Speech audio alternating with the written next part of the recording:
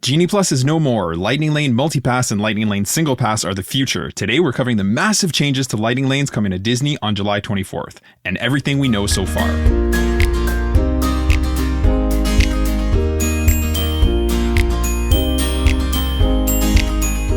Hello and welcome to the Let's Go to Disney podcast. I'm Oliver. And I'm Lucy. Today is Sunday, June 30th, and you're listening to episode 42. Genie Plus is out. Lightning Lane Multipass / Single Passes are in. All right, so the elephant in the room here is Disney dropped the biggest news of the year this week. Genie Plus is being completely revamped, and basically it's completely changed. It's a lot, and we're going to unpack that today. We'll get into the nitty-gritty details of what was announced and what Disney shared in terms of what to expect when it all launches on July 24th.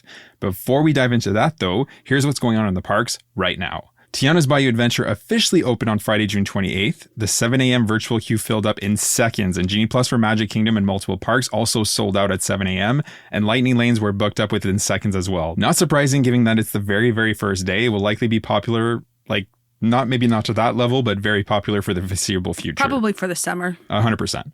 It was also halfway to the holidays this week, and Disney made some big announcements about the 2024 holiday season. Mickey's Very Merry Christmas Party will run between November 8th and December 20th, with 25 parties in that time, 13 in November and 12 in December. Tickets will range from $169 to $219 per person, which is an increase from $159 to $199 last year. Mickey's Once Upon a Christmas Time Parade, Mickey's Wonderful Christmas Time Fireworks, and Mickey's Most Merriest Celebration are all returning. Jollywood Nights is also returning for 2024 and will run from November 9th to December 21st. There will be 13 parties in that time, 7 in November and 6 in December. What's This? Tim Burton's A Nightmare Before Christmas Sing-Along, Disney's Holidays in Hollywood, and Jingle Bell, Jingle Bam are all returning for 2024. Of note, Fiesta in La Calle is moving from Commissary Lane to Animation Courtyard, and the party will be 5 hours from 7:30 to 12:30, up an hour from last year. Tickets will range between $159 to $179 per person.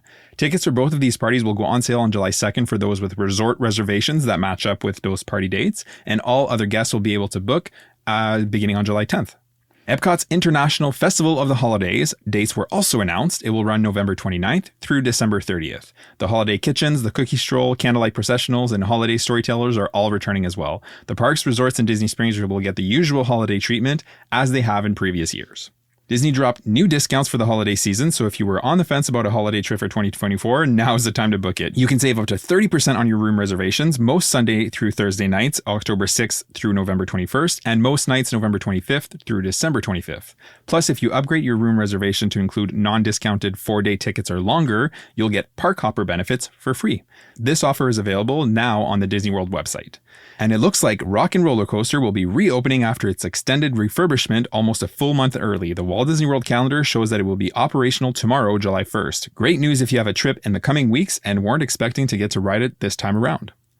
And in heartbreaking news, if you've been listening for a while, you know that one of our favorite snacks in Magic Kingdom is the fresh fruit Nutella waffle sandwich at Sleepy Hollow. Well, we're sad to report that this is no longer on the menu. The sweet and spicy chicken waffle sandwich is also gone. They've been replaced with Mickey waffles with either berries and whipped cream or banana and hazelnut spread. Early reports are that they're not nearly as good. We'll still give them a try next time we're in the parks, but we're sure sad to see them go. I'm not sure why you would get rid of a snack that is so popular and I've seen so many people eating it all the time, so I just don't get why they would get rid of it. No, I know it is sad, and I think it's very popular. It's not just us. I think most people like that one. Yeah, 100%, and they've split, right? So it used to be that you would have the berries, the bananas, and the hazelnut spread all on the same waffle. So now you kind of have the bananas and hazelnut spread on the one, or the berries and whipped cream on the other. It's one or the other. Yeah. So we might have to try both. We'll have no choice. Yeah. With that said, let's get into the thick of it. Okay. So now there's a lot of hype that goes around when it comes to Disney news, but this is a significant change that will 100% impact your next trip. So it's definitely worth knowing what exactly changed and what that means for you in terms of planning your next trip. So on Tuesday, which was June 25th, Disney announced that Lightning Lane entries at both Disneyland and Walt Disney World were changing. Now, this isn't completely out of left field. Disney had previously announced that changes were coming to Genie Plus, and they had previously hinted that they had heard guest concerns and were going to bring in a pre-planning element to Genie Plus, or the planning service, essentially. And they sure did that, okay? So it's a lot to unpack, and like all things, we'll learn more as the launch date approaches on July 24th and the weeks that follow as the first guests start to experience the new system and kind of report on their experience. So we do feel for the average park guest, right? Genie Plus came in 2021. And if you've been once in that time or had been planning a trip and were just wrapping your head around Genie Plus, well, now it's completely changed and you'll have to adapt to this new system. We'll do our best to break down everything we know so far in a digestible format so that you can start to make sense of the change and how that'll impact your next trip. So now the first thing we want to cover is the language and specifically the name. So Genie Plus is going to be replaced by Lightning Lane Multipass. That will be its new name, and it's important to note the way the service works has also changed, but first things first. Genie Plus is no more. Now it's Lightning Lane Multipass, and individual Lightning Lanes have also changed names, and they are now called Lightning Lane Single Pass. So Genie Plus is now Lightning Lane Multipass, and individual Lightning Lanes are Lightning Lane Single Pass. When you think about it, this language is actually really simple and it does make sense, but it's just a new language you have to learn, basically. So Genie Plus was really a made-up name, and nothing about your experience in the park resonated with this name. You booked your Lightning Lanes on Genie Plus, but you accessed the Lightning Lane queue when you got to the attraction. They've simplified the language where Lightning Lane Multipass gives you access to multiple attractions, and then Lightning Lane Single Pass gives you access to a single attractions, which are still Tron and Seven Dwarfs Mine Train in Magic Kingdom, Guardians of the Galaxy in Epcot, Flight of Passage in Animal Kingdom, and Rise of the Resistance in Hollywood Studios. Yeah, so exactly. Lightning Lane Single Pass has changed the least. Yes, it was called an individual Lightning Lane. Yeah. Now it's Lightning Lane Single Pass. So you got the word single or individual. So it's they've kind of kept it the same. Yeah. Right. And the rides haven't changed from that system. Exactly. The rides are still the same. So at least there's that. Yes.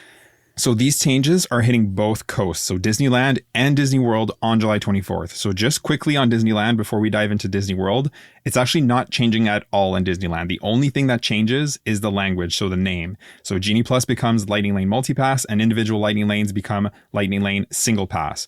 You'll still be able to purchase Multipass in advance of your trip for a set price, but you won't be able to book your first selection until you enter the park on the day of your visit. So in practice, that's exactly what Genie Plus was like in Disneyland. That does not change. That remains the same. Just the name. Just the name, exactly. In Disney World, here's where it gets complicated a bit. Yeah, a little bit more complicated, a little bit more involved. So name change aside, a lot more has changed. So let's unpack that. So for Lightning Lane Single Pass, this is where things have changed the least, like we said, right? So it's still a separate purchase where you'll buy a ride through for a single attraction at a set cost per person. So for example, if you're heading to Hollywood Studios and you want to skip the line at Rise of the Resistance, you'd be purchasing a Lightning Lane Single Pass for the members of your party that want to ride. You'll still be able to book a maximum of 2 per day per person, but not for the same attraction. And just like today, these can be in different parks if you plan on hopping to a different park during your park day. Meaning if you started your day in Hollywood Studios, you can buy a Lightning Lane Single Pass for Rise of the Resistance, and then for another like Tron if you were hopping to Magic Kingdom later in the day. You'll also have the flexibility to pick your time from available times just like you can today. So that part really hasn't changed. It works just like individual Lightning Lanes works today. The big change is that you'll be able to book these ahead of your trip. As of right now, you can book individual Lightning Lanes at 7 a.m. if you're a resort guest and at Park Open if you're staying off-site. Once these changes go live on July 24th, you'll be able to book them 7 days in advance if you're a resort guest and 3 days for everyone else. We'll go deeper into those intricacies, in terms of booking windows in a minute, but that's the gist of Lightning Lane Single Pass. Yeah, so Lightning Lane Multipass, which is replacing Genie Plus, is going to be a little bit more involved when it comes to the changes. As of right now, you purchase Genie Plus on the day of your visit beginning at midnight, and you can make your first Lightning Lane selection at 7 a.m. on the day of your visit. You can then make your next selection when one of two things happen. You scan into your first selection or 120 minutes has lapsed. Starting on July 24th, though, you'll be able to purchase Lightning Lane Multipass 7 days ahead of your park day if you're staying on resort and 3 days if you're staying off resort. When you purchase Multipass, you'll be able to select the attractions for one theme park ahead of your visit. On the day of your visit, you're going to be able to select another Lightning Lane that's on Multipass as soon as you've used one of your 3 for the day, and then so on. As you use your Lightning Lanes throughout the day, you'll be able to book more, of course, depending on availability. And this is not unlike the old Fast Pass Plus system that was in place pre-pandemic, when you could book 3 attractions at 60 days out if you were a resort guest and 30 days out for all other guests. Disney even came out and said that this is basically a blend between the old FastPass Plus system and the more recent Genie Plus system, which we think is a very fair comparison. Yeah, agreed 100%. So that's a lot, right? So just to be clear, for MultiPass, 7 days before your check-in day, if you're staying on property, or 3 days before your first park day, if you're staying off property, you'll be able to select 3 lightning lanes. Okay, so 3 lightning lanes ahead, essentially, of your park day. Big change, like huge change. Like that's huge. Yeah, it's basically like, and Disney's right. It's reverting back to the old FastPass system, right? Where at 60 days, if you were a resort guest, you'd be able to book 3 and 30 days for everybody else. It's just a much tighter window now. So that's kind of how it works for booking lightning lanes. Yes. Now, when it comes to booking windows, let's unpack that a little bit further. So guests staying at a Walt Disney World resort, as well as Shades of Green, Swan and Dolphin, and Swan Reserve, they'll be able to book and purchase Lightning Lane Single Pass and MultiPass at 7 a.m. Eastern Standard Time, 7 days before their check-in date, and all of their days of their trip for up to 14 days. Okay, so guests with date-based tickets staying off property can book 3 days in advance of the start date of their ticket for all days of their ticket, and they don't have to be consecutive days. So this will be the case for most people that decide to stay off property and purchase date-based tickets, right? Which is the tickets that most guests buy. So again, at 7 a.m. Eastern Standard Time, 3 days before the first day of your ticket, you can book and purchase Lightning Lane, MultiPass, and Single Pass for all of the days of your ticket. Guests with non-day-based tickets, like annual pass holders and military tickets, if they have a Disney resort stay booked as well, their resort stay trumps their tickets, and they'll be able to book at 7 days with the other resort guests. If they're staying off property, they would have to book each day of their visit 3 days out for each, right? Does that make sense? So like, for every single day of the days they want to visit the parks, they're going to have to go 3 days ahead of each of those days to book if they're staying off property. But if they're staying at a resort, a Disney proper resort, they'll be able to book at 7 days out like everybody else for the length of that resort stay. So in the end, it kind of works like dining reservations, right? So essentially when you're staying on property at 60 days, you can make your dining reservations for your check-in day and every single day of your trip, essentially for up to 10 days. It's going to work similarly with lightning lanes, right? You'll be able to select at 7 days the first day plus up to 14 days. Now, big caveat here for international guests. So international guests here includes Canada, the UK, Australia, Mexico, Central and South America, basically anywhere outside the US. I know we have listeners in all parts of the world. So this is for you guys, right? So international guests will not be able to start the pre-planning process until they are physically in the US. Okay, so this includes guests that have a stay booked at a Disney resort. Disney has said this. We contacted Disney ourselves and got the same answer. For whatever reason, international guests will not be able to book Lightning Lane, MultiPass, and Single Pass in advance until they're physically inside the US. We'll be honest, this makes no sense to us, okay? So we don't understand the reasoning behind it, and it's extremely disappointing for our international friends.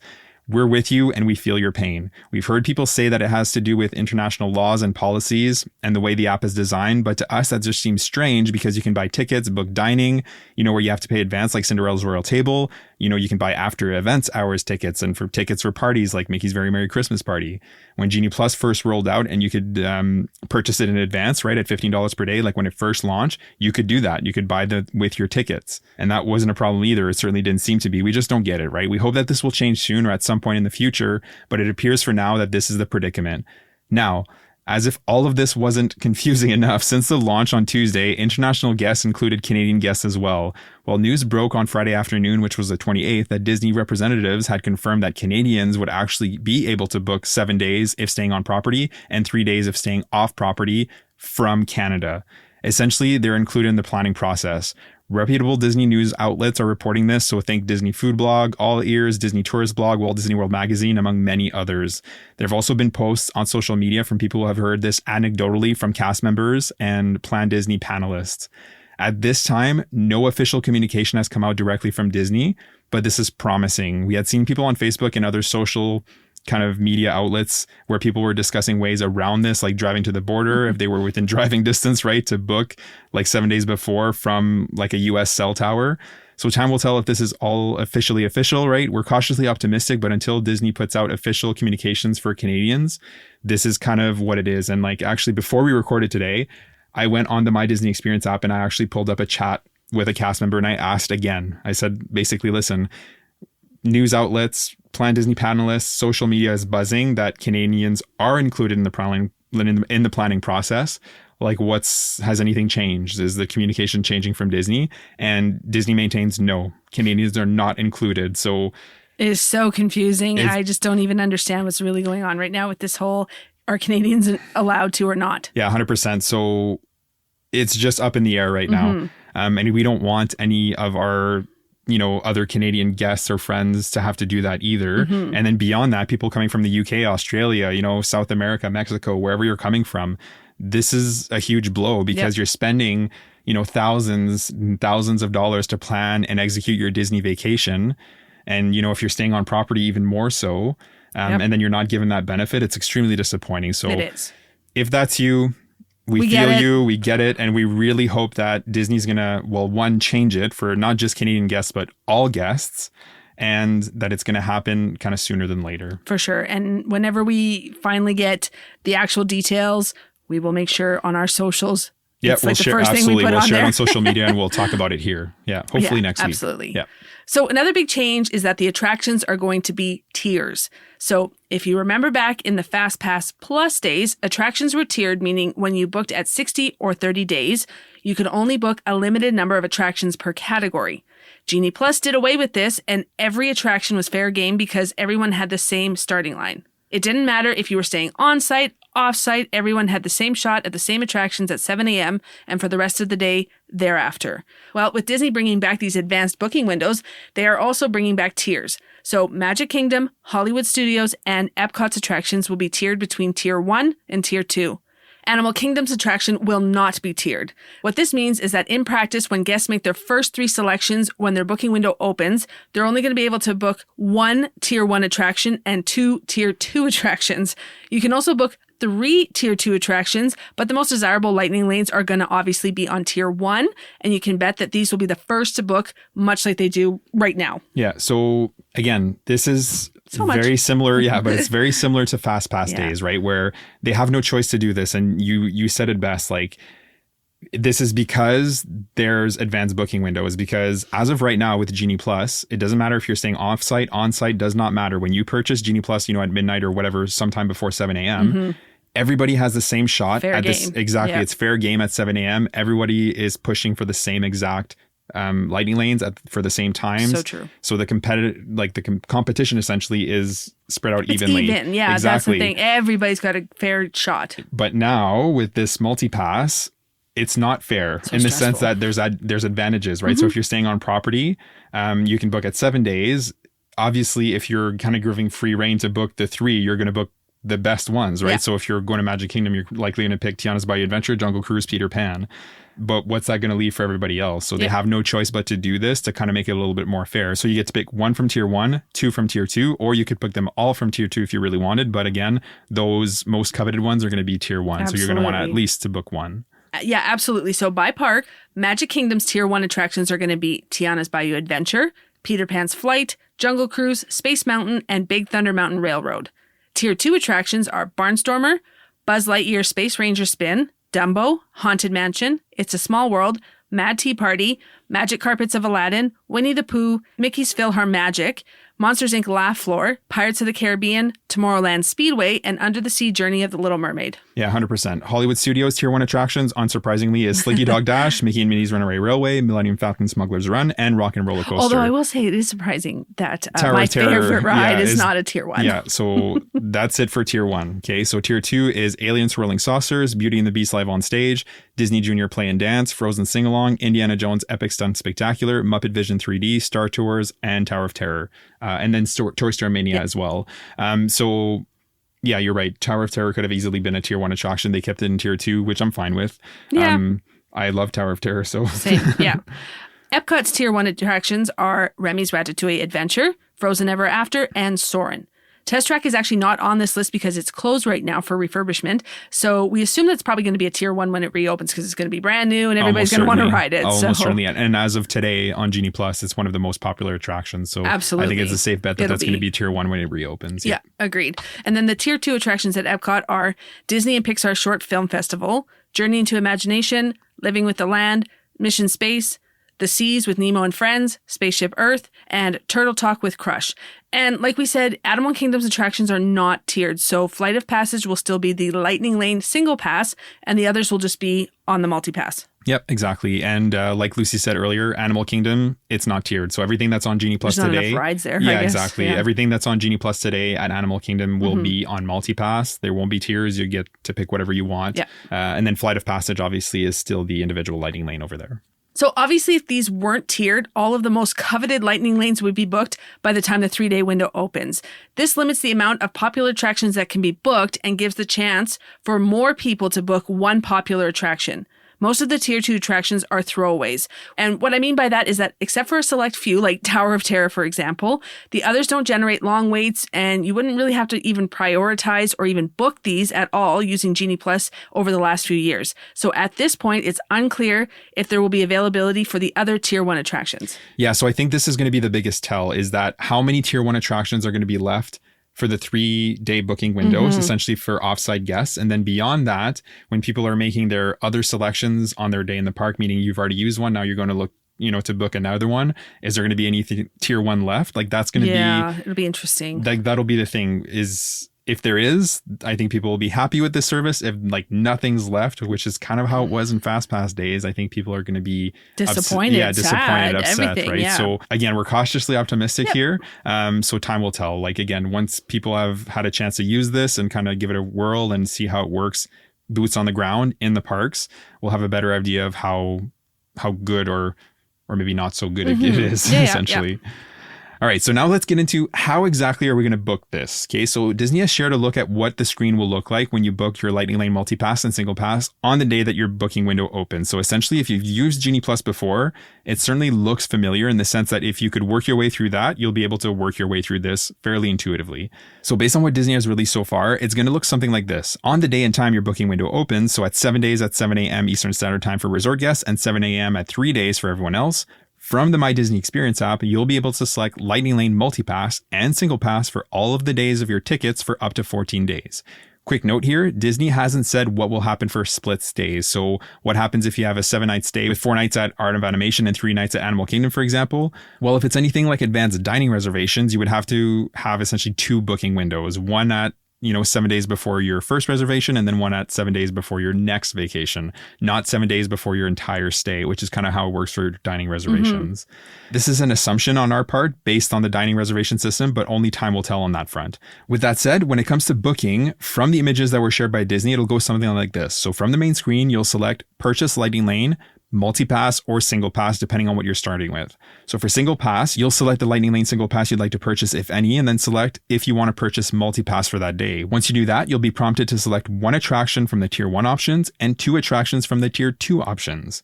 On this screen, you won't see return times yet, only the attractions, like the names themselves. That's a good tidbit there that you won't see the time. Yeah. So once you get to the confirmation screen, this is where you're going to see the times, right? Before you make your purchase. It looks like there's a change time button here. Okay. So at this point, it's not clear. And Disney hasn't said if you're going to be able to change these times to see if you can get a better time or if you're locked into whatever time it says there. Just like before with Genie Plus and individual Lightning Lanes, the multi-pass times will automatically assign you the next soonest available time. While for Lightning Lane Single Pass, you'll be able to select from available times. From there, you'll be prompted to check out. So a couple of key things to note here. 1, you'll have to book this from the app. For whatever reason, it's not going to be possible to do it on a browser. So you must do it from the My Disney Experience app. So like we've said many times before, make sure you have downloaded the My Disney Experience app. You have all the members of your party linked on your profile so that you're ready to go essentially when your window opens up. And get familiar with it before you go. Exactly. And like hopefully, you'll have done this 7 weeks ago when you did your dining reservations, right? Exactly. So it shouldn't be a surprise when you're doing this at 7 days, but regardless, you should be familiar with that. 2, you'll actually be making your selection before you make your purchase. So you'll know what your return times are for your first 3 selections before you ever make your purchase, which is pretty nice. Number 3, you'll have to book each day individually, meaning you can book all of the days of your trip when your window opens, but you can only purchase 1 day at a time. This is good and bad because this way you can purchase Lightning Lane Multipass for some days, but not all if you don't want to, but you'll definitely lose time doing this process however many times it takes to book all of your park days. We're curious to see initial reactions to this. We won't be able to do this until September, which is our kills next me. trip. Yeah, 100%. But we fully intend to do this in tandem, meaning like I'll be booking a day while Lucy is booking another, right? So divide and conquer. It's going to add to our success. We can only assume, right? Just like we do when we're doing dining reservations. Exactly. We do it together every single time. 100%. You're grabbing one, I'm grabbing one. You're grabbing one, I'm grabbing one. So if we can, organize, I do these days, you do these days. We kind of have which ones we want. Exactly. That's exactly. Pre-planning is key here, folks. Yep, 100%. So 4, when your booking window opens, you'll only be able to book for one theme park at a time, meaning when you make your 3 selections, you're only going to be able to book that in one park. And it's going to be the first park you're visiting on that day. Yeah. You won't be able to book, like 2 for Magic Kingdom and then 1 for Epcot because you intend to hop on that day. Even if you have park hopper tickets, to book a lightning lane in another park, you'll have to have actually had entered the park, your initial park essentially, and use one of your initial 3 lightning lanes before you're able to book one in another park. But essentially, as soon as you use that first one in your first park, you can book a 4th one essentially for another park. 5, it's not clear how long you'll have to make your booking while you're going through these steps. So obviously it won't be unlimited, right? So hopefully there's a decent amount of time so you can balance that with the other plans you have in your park days, essentially. So, if you're looking at, what are we doing for dining? Like what's going on that day? It hopefully gives you a little bit of time. Like, these things typically time out if you take forever, but hopefully it's enough time that you get to make your plans, right? So number 6, we don't know what the pricing will be, but we do know it'll continue to be priced per day and per park. We can safely assume it won't be cheaper, and we can anticipate it'll be similar prices to what it is today, right? So that's based solely on the fact that they changed the system, but they didn't really add anything, meaning it's not like it's the system they have in place at Universal and they can justify like a super high cost because basically you can do unlimited express lane there, right? Yeah. That's not that. You can still only select one lightning lane for each ride, and you can't do it all at once, right? You have to use one before you do the next one. So we are assuming that the pricing structure is going to be very, very similar to what it is for Genie Plus. Yeah, for sure. I think that's kind of where Universal might have one leg up on the Fast Pass system over Disney, is because you can get that extra tier 1 where you can just use that multiple times. Like tier 1, you mean like unlimited? I don't even mean tier. Yeah, I just unlimited mean like express pass. You buy that a little bit more, you pay a little bit extra, but then hey, I can ride a little or a lot, yeah. But then I can ride that ride 17 times in a row if I really wanted to. But again, not to compare, but Universal can charge like $100, $150, $200 for these passes because like for unlimited express pass, you can literally ride any ride as many times as you want over and over and over, and people are going to pay it 100%. But a service like this where it's limited in when you can book and how many times you can ride, they have to price it accordingly. They do. I agree. So we're not going to tell you what to do because we haven't even experienced this ourselves yet, but we can definitely suggest, based on our experience with many Disney trips, is you have to have a plan. The same way we suggest having a plan for your advanced dining reservation window, you should definitely do a similar thing for your lightning lanes. That way, when your booking window opens, you're in full booking mode and not figuring out your plans on the fly while you're trying to book everything. Know your plan, have maybe a couple of backups in case availability isn't what you would hoped it would be. And that way, your experience is going to be much smoother. Once we've had a chance to do this process, we're going to report back with what we think are awesome, like hands down best practices, and we'll definitely be watching like hawks the first couple of months as this rolls out to see what everybody else's experiences are in the first few weeks before we have a chance to experience this ourselves. Yeah, agreed 100%. Yeah. The next thing we want to cover is what your experience will be like in the park when you're using this new service. So Disney's big motivation to change this is in part in response to essentially people complaining that they had to wake up early and be rushed in the morning trying to book everything at once, right? And that was every day of their trip. This does alleviate this a bit, right? Because you'll have had at least 3 selection made and your single pass lightning lane, if you purchased it, already and locked in before each park day. To our knowledge, virtual queues have not changed at all, meaning if you want to join a virtual queue for Tron or Tiana's, as of right now, and Guardians of the Galaxy as well at Epcot, but as of right now, you'll still have to wake up at 7 a.m. to join that 7 a.m. virtual queue, right? Another complaint was that people were spending their day buried in their phones, right? So basically refreshing and trying to get another lightning lane. Which is not wrong, but... Right? And that hasn't changed. No, I don't think so. It's not really going to change, and here's why. So in terms of using this in the parks, on the day of your visit, once you're in the park, you'll be able to make additional lightning lane multi-pass selections one at a time. As soon as you use one of your initial 3 selections, regardless of this is if it's your tier 1 selection or one of your tier 2 selections, you'll be able to make another selection from any tier pending availability. So let's say you're in Magic Kingdom and you just rode Buzz Lightyear Space Ranger Spin, your tier 2 attraction or one of them. You can then book another one, even if it's a tier 1 like Peter Pan. As long as it's available, you can go for it. And you can carry on during your day in this fashion. The 120-minute rule will no longer apply. That's going the way of the dodo bird. It's not going to be a thing anymore.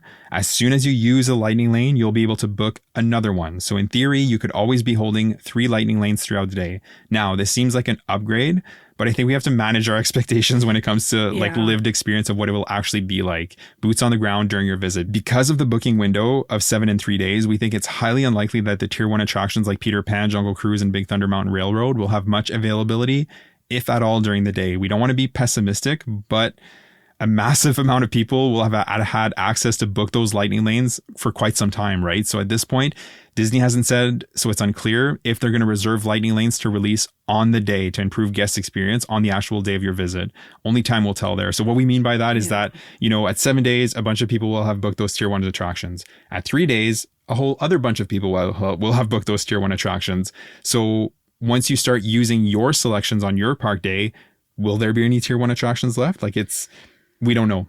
You'll either have to be taking full advantage if you're on resort of rope drop to try and get on those rides first and foremost, or you're just going to have to wait in the line like everybody else. So we have to assume that just like it is now, how busy the parks are and how cheap Lightning Lane Multipass is will also have an impact, right? So if you have park hopper tickets or an annual pass, like we said in our last point, you won't be able to make selections in your second park until you've at least used one Lightning Lane in your first park. You could, in theory, select all 3 of your selections for your second park, but that wouldn't necessarily be the best bang for your buck because you're not going to be able to use those selections until you get into your second park, right? So you wouldn't be able to make another selection until you're physically over there using lightning lanes. Another thing to note as well is that it should come as no surprise is that you'll only be able to book each attraction once using Multipass, and that doesn't change from Genie Plus, right? So you can only, book Big Thunder Mountain Railroad. Once you've booked it, that's it. That's it. That's all. Yeah. So another thing that looks like it isn't changing is Genie, not Genie Plus, but Genie, the planning service. This is the planning aid that makes suggestions based on your preferences to help you organize your day. It's also the way that you can use the tip board to organize your app to pin your preferred next attractions to the top of your tip board. Disney hasn't explicitly said or shown what this is going to look like, but it looks as though what will remain is the ability to plan your day on an ongoing basis using the app when you're physically in the park. So long story short, like we've said in the past, refresh. It looks like this is going to be sticking around. Different content creators call it different things. Molly from Mammoth Club calls it the Fiddle Faddle. Ear Scouts calls it Genie Slots. Whatever you call it, refreshing looks like it's going to be sticking around as you're booking additional lightning lanes throughout the day. There's no doubt that this strategy piece will be sticking around, meaning that just like Genie Plus, to get the most of your multi-pass purchase, you'll have to put some thought into your first 3 selections and how you can structure your day from there to maximize your selections and your time. Again, the 120-minute rule is not carrying over. So as soon as you use one, you can select another. So for example, we can say with pretty high confidence that you'll want one of your first 3 selections to be very early in the day, as early as possible. As soon as you use that first lightning lane, you'll be able to book your next one, including another tier 1 attraction. If there are any left, you can be sure that this will be the first to book up. So the earlier you can make that 4th selection, the better your overall strategy will be. Yeah, 100%. So you hit it on the head. What we suggest and what we think is going to be the case is that let's say you book, Jungle Cruise and then Buzz Lightyear Space Ranger Spin and what's another tier 2? I don't know. Haunted Mansion. Sure. Haunted Mansion. Okay. If you can score one of those tier 2 attractions for 9:15, say, basically right after the park opens, well, as soon as you go and ride that attraction, you're going to be able to book your next one. If there's any availability for any of those other tier 1 attractions, it's likely going to be early in the day. Yeah. So use one of those nice and early in the day so you can book your 4th one for it to be another tier 1, essentially. Absolutely. To wrap this up, we want to just touch on our thoughts and what we think about it. So basically, we liked Genie Plus. It worked really well for us. Yeah, we know Genie Plus, when it first rolled out, a lot of people didn't like it because it was a paid system, right? So pre-COVID days, it was FastPass Plus. FastPass Plus was free for everybody to use. It wasn't a paid add-on. So when Genie Plus first got introduced and it was a paid add-on, I think that rubbed a lot of people the wrong way. Fair enough, yeah. Right? And that's fair. But like anything else, over time, people got used to it and people got used to using it, us included. And we feel like we mastered it over several trips and we were able to get a lot of bang for our buck. Yeah, absolutely. So we are sad to see Genie Plus go. Having said that, we want to stay optimistic, right? We want to stay open-minded to this new service, and that we're going to be able to essentially get used to it and work it in a way that's we're going to be able to maximize our time and our purchase. Yeah, absolutely. Some things that are going to help or hinder people's experience is what availability is going to look like for the guest booking at 7 days, 3 days, or day of. Like, I think day of, they're like the people that are there in the parks are going to struggle to find really good tier 1 attraction availability. I don't know why. I just feel like that's going to happen. Yeah. So again, because I think you're saying that because FastPass Plus was that way. Yeah, right? I guess so. Yeah. It was hard to find those really hot rides, to find return times. Especially like Tiana's. I think that's going to go like for sure. really Jungle fast. Cruise, Peter Pan, all those hard to get lightning lanes. Yeah. If there's not a lot of availability on your park day to use, after you've used your first or one of your 3 selections, I think that's going to be a big piece, and that's going to really make or break multipass, right? Yeah. If people have a good experience and they're able to, or they feel like they're able to book the rides they want to book, then it's going to be a good response. If there is like no availability because there's just not, I think people are going to be upset, and they're not going to think that it's worth their money, and you can't blame them. Yeah, absolutely. And like, I want people to also remember too that, like, especially if you're staying on resort and you weren't able to grab, let's say, Tiana's Bayou Adventure as your tier 1, if you were rope dropping, you will still get to ride Tiana's Bayou Adventure. For sure. And like that's an important piece as well. Thank you for bringing that up, because like virtual queues, standby queues don't go standby away. Queues are not going away. No. Meaning, if you don't want to purchase multipass, you don't want to purchase single pass, you can still ride every single ride in the park. Yep. You can either, get in a virtual queue for Tron and Tiana's as of right now, and Guardians of the Galaxy to ride it. That's free, right? You don't have to pay anything extra for that. And failing that, if there's a standby queue, go wait in line. Yeah. You're not forced to purchase any of these services. This is only if you want to actually skip the line, right? Which is, again, it's not going to be necessary at all times. We've talked about this before. That doesn't change. No. When the parks are not busy, the parks are not busy. Wait times are going to be lower, and you're not going to have to necessarily make that purchase if you don't want to. Agreed. So with those things in mind, it has the potential to be good, right? It can be the best of both worlds, essentially the best of FastPass Plus with the best of Genie Plus. And, with some planning and some availability luck, right? It could still be really good and a good service. Like, I can envision a way that we could structure our day to make it worth it, and we're going to have a blast, and we're going to be able to book some lightning lanes and, balance that with standby queues the way we do now, the way we rock the parks now, and we'd be fine. Yeah, I agree. But time will tell, right? Once we're actually boots on the ground and we've had a chance to use it, we'll definitely, update you guys. And, if you guys listen to, other podcasts or YouTube videos or other content creators, like in these first couple months, it's going to be rampant. People are going to be obviously sharing a ton of content. Oh yeah, surrounding this. We're going to be consuming. We're going to be watching it too until we have a chance to go. We saw a Disney Food Blog. We saw their most current episode regarding this, and AJ said that they were going to have people with resort, like staying on resort, not on resort. She was going to do every scenario possible. Her team was going to be rocking every scenario possible to get back to us all about like how this is going to work. And all your favorite YouTubers, right? So AJ from Disney Food Blog, Molly from Mammoth Club, Ear Scouts, Paging Mr. Morrow, they're all going to have content out there. Yeah. So we're going to be watching those guys too until we have a chance to go ourselves. For sure. Yep, absolutely. So with all that said, we are very curious to see what this will look like in practice when it officially launches on July 24th. Disney is sure to release more details in the upcoming weeks as that date gets closer. And then, of course, every Disney news outlet, vlogger, blogger, content creator will put out a ton of content in the days, weeks, and months that will follow, us included, when we get to finally go in September. Yep. We'll keep our ear glued to the ground, and we'll share all the news and details as they emerge and as we learn more. So that was a lot to unpack. Okay, so thank you for tuning in and sticking with us as we start to make sense of this new system. It's always a bit stressful when there's big changes like this, right? When this happens, all we can do is ride the wave and prepare as best as we can, and learn as we go.